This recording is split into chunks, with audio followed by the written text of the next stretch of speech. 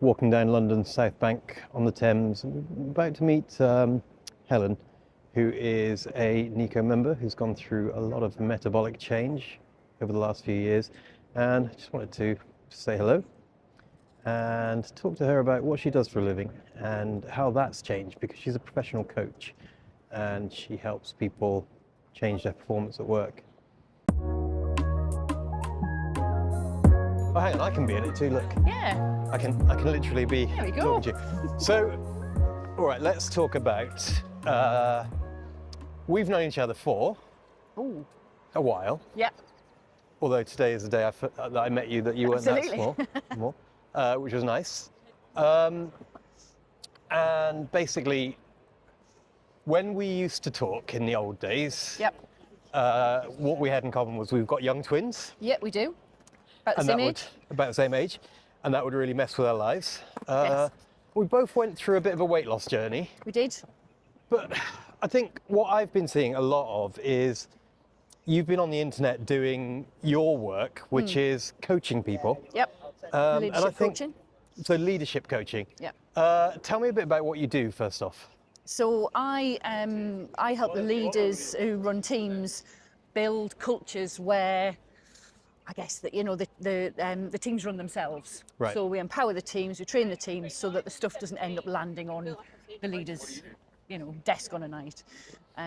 So yeah, really building inclusive, valued team cultures. That's kind of what I do. Okay. Yeah. And what's your background for that? A long time in financial services, running teams, Right. doing leadership stuff with mainly in risk management, bit of credit, bit of portfolio, but yeah, risk in banks. Okay. And do you work from home now? I do rather work than- from home now, yes. Right. So I've always been office based, but now I'm home based. Okay. So I think the thing that I find really interesting is you put all this stuff up about like working in remote teams, for Yes. example. Yep. So working in remote teams is, I think a lot of people are basically working more than ever, where companies were worried that they wouldn't work because they're at home. Yeah. And it's difficult. It's really, really difficult. And I think I've certainly talked a lot about how people have their fridge next to them at work. Yeah, exactly. And that makes life really, really Yeah. difficult as well. But when it comes to like losing weight, did you go through the process that a lot of us go through, which is saying, actually, I feel a bit different, like mentally? Yes, and especially at kind of the age I am now, which is late 40s. There's a lot of stuff going on. There's a lot of brain fog. There's a lot of just doubting yourself. Things change in your head, not just in your body. And I think there's a lot of stuff.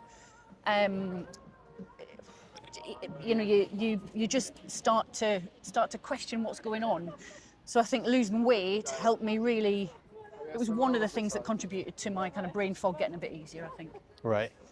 And so brain fog for me is it's insulin resistance based. It's very, very scientific nowadays, Yeah. right? We're both wearing glucose sensors. Yep. And we know we're not on the glucose roller coaster unless we want to be. Yeah. Which is nice. Especially at Christmas. Especially at Christmas. We're walking past loads of sugar stands, Yeah. which is amazing. Yeah. But this is one of the things I think with office culture. Yeah. There's sugar everywhere in office Yeah. culture, right? When you're not working from home, Yep. it's natural almost to bring some Krispy Kremes or whatever in. Yep. Yep. So it doesn't matter whether or not you have access to your fridge if you're going to work and you're like, Yeah. it's almost culture to do stuff. Loads of this food is kind of cultural. And the culture is to grab something as well, because I've got to get back to my desk, so I've got to grab what's easy, and what's easy is what the supermarket puts in front of you, and Right. what they want you to buy. It's not always the best thing for your brain. It's not going to keep you going through the afternoon. It's just, sometimes it is really, really hard to do that. So how is going through this process of, you've gone through a bit of a metabolic revolution of your own, right? You've Yeah. lost some weight. How much weight have you lost? About 30 pounds, Right. so 13 kilos. 13 kilos. Yeah. And aside from that, you've seen other benefits. What other things have changed? I've got a bit of a dodgy knee. I can do a lot more stuff exercise-wise now. Right. I'm a lot less ratty with the kids as well. Really? Yeah. I think I I used to be quite, just sleep deprived. Right. Twins, I'm sleep deprived. Yeah, I think I'm a bit more chilled out with the kids. Right. But yeah, I think exercise is the main one, but also just being able to think a bit more. I can have a breakfast and then it'll keep me going throughout lunchtime. I'm not looking at 10 o'clock going, oh, I've got to eat something else now. I'm not stopping work mid-morning to go and eat. That's been a big change for me. And that's a really like normal thing that people have. Like there's a word for 11's. There's a snack name. It's crazy. So you don't really have that anymore. Nope. What's the trick behind not having that? I just have a protein-heavy breakfast, which I would never have had in the past. I was always grabbing toast. I love bread. I was always have toast first thing, and then I'd find that by 10 o'clock, 11 o'clock, I was just desperate for lunch. So I'd have something else. I'd probably have some more toast or, an easy snack. And now I just don't even think about food. And it's not even like I want food and I'm putting myself off. I just don't even think about it anymore. It stops me thinking about it. So food noise, they call that nowadays. Yeah. Now that the drug companies are marketing based on that, it's a phenomenon. What about afternoon? So you've had lunch, because this is the way that office workers work. Is you have your breakfast, you rush into work. Yep. You have your slump. You grab a snack from somewhere. Maybe you've got a vending machine whatever. Yep. Cake from the cafe. Yeah. Right, exactly that. Or a banana, for example. Yep. Really, really quick releasing energy. Brilliant. You're still on the roller coaster. Then you have lunch. Yep. And I think this is the thing that I find fascinating. I used to run a business where I'd have to feed people. I was running a learning business, and I fed people. And back in the days, like I'd just happily choose jacket potatoes whenever people off the menu. And I'd then watch them fall asleep a few hours later. Yeah. In a day's learning. Yep. So the 3 o'clock coffee was always a thing as well in the office, and obviously still is. It's like, I need a coffee because at 3 o'clock I'm going to be absolutely knackered. I'm going to be falling asleep at my desk, and I've got that meeting to go to, and I need to wake myself up again. But it's because I've just had a sandwich or I've just had sugar-heavy lunch, and I'm crashing come 3 o'clock. And until I went through this reset, I didn't really realise that's what was happening. I just thought, it's 3 o'clock, I'm tired, let's have a cup of tea. All right, and that's different for you now. Yeah, massively, yeah. So what I think is that, number one, this is a very complicated walk with a fire behind and a DJ and cat. What I think is that actually we can probably get more people to pay attention to this and start to realise that your brain and your body is connected in such a way that your performance at work is defined by what you do to your body. Yeah. Like an athlete would. Yeah. I don't think people who are in office jobs realise that. I don't think, certainly when I was going into an office every day, I don't think I really thought enough about what I put in my body is going to impact my performance mentally at work. I just don't even think I certainly didn't think that way when I was going to the office every day. And now that's changed? Yes. Now I know that I can have, like I said, protein heavy breakfast. I make time for it. My routine's changed, and I just feel, it just feels different. It just feels a bit more energy. So if you were to coach somebody who's like brand new to you as a coaching client, and they're saying, look, I feel like I've got brain fog all the time. It's because I'm so busy. It's because I'm so stressed. What would you say to them? What would you recommend? Well, coaching is all about asking the right questions, and I'm sure you know. So I guess we'd start by asking, why do we think this is? And probably now that I know, what's going on, I'd probably start asking questions about nutrition. What's going on there? What can you change? What kind of things can you switch up? I guess. Now that I know this, I think that's where I definitely start.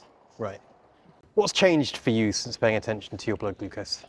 I think since I've been paying attention to that line and knowing what my blood glucose is doing, it's just made me understand how what I eat impacts how I feel. That's been the big change for me. Whereas I think in the past I would just eat and not think about it, and then I'm tired, or it's that time of day. This always happens. I never really stopped to think, well, why is it? It was just, well, it just is. Now I can see it on a line. I can see how it impacts my mood, my brain fog, my energy, how much I want to do something that day at that particular time. You know, and I think I've said to you before as well, I'm starting to have those conversations with the kids. Like, they just want to eat so much sugar all the time, and I can have really informed conversations with them about, you know, why they shouldn't be eating so much sugar and what it does for them. And I can show them my line and say, look, this is energy. This is me being, as a mum, having a lot of energy here. And then when it crashes, I don't have a lot of energy to play with you, or I feel tired, and this is when I get grumpy with you. And that's how it impacts your brain as well. And to get them to understand that at such a young age, they're 8, that's really quite powerful, I think. Surely that's hocus pocus. So you're saying you can tie your mood to what you know about your blood glucose, really? No, absolutely. Absolutely. I mean, I never used to think that eating bread, and it's usually bread for me, would just make me feel rubbish afterwards. And it's not until you take it out of your diet, or, you know, lower it and try and stop the spikes and crashes. It's not until that happens that you actually realise, no, this does impact my mood. This absolutely does. And that, yeah, once you start tying it back, it's just kind of self-explanatory, really. That's funny. So you're a professional coach, right? And you help people perform better at work. That's one of the things. Yeah. If you were to coach somebody into looking after their brain as much as they look after their body, what kind of things have you learned that you'd say, look, here's what I do?